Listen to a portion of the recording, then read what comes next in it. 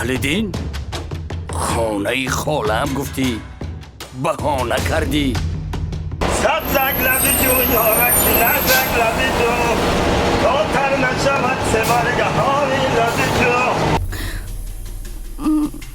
پدر من تراکتورچی زمین های دیه رو کشت میکنند. چی؟ نه در یادتون رسیدم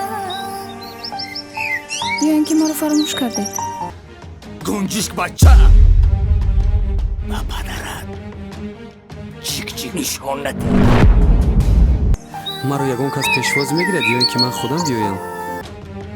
علافت را پس چریده کرد. پدر من به هیچ کجا نمیروم. برش کنید. من تو را دوست میدارم شاهنازه.